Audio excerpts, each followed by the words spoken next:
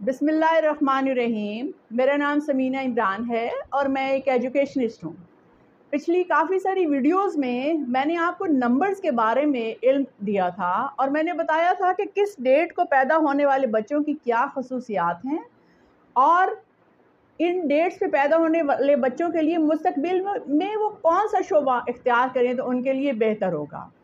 मैंने इसके बारे में कम से कम 10 वीडियोस बनाई हैं और मज़ीद भी जो लोग मुझे मैसेज करते हैं मैं उनको मैसेज में रिप्लाई कर देती हूँ। अगर कॉल करते हैं तो कॉल में मैं रिप्लाई कर देती हूँ।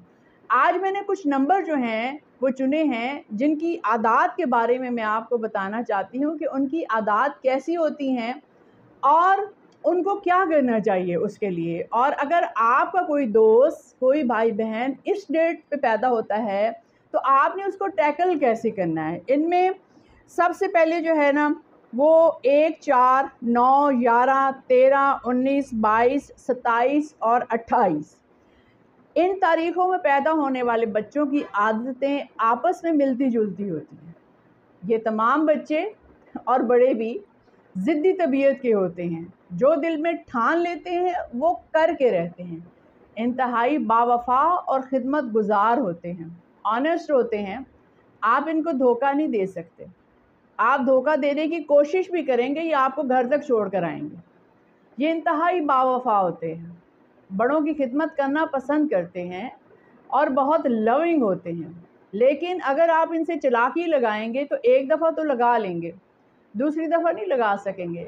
दूसरी दफ़ा आप इनके साथ चालाकी लगाएंगे तो ये आपको जो है ना घर तक छोड़ कर आएंगे, ये आपको माफ़ नहीं करेंगे। बेवफा शरपसंद लोगों को ये पसंद नहीं करते, ये बार बार लड़ना पसंद नहीं करते।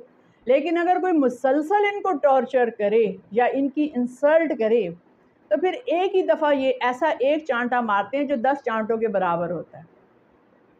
आप इनकी शराफत का नाजायज़ फ़ायदा कभी मत उठाइएगा। बाय नेचर ये शरीफ होते हैं, अल्लाह की इबादत करना ये लोग पसंद करते हैं, अल्लाह के साथ इनका एक ताल्लुक़ होता है, ये रूहानियत के कायल होते हैं और खाने पीने के शौकीन होते हैं। ऐसे जो लोग हैं इनको टैकल करना कोई इतना मुश्किल नहीं होता, सिर्फ आपको इनके साथ ऑनेस्ट रहना पड़ता है। आप इनके साथ चालाकी ना करें, आप इनको धोखा ना दें तो ये आपके साथ सारी ज़िंदगी निभाएंगे। बहुत बहुत शुक्रिया।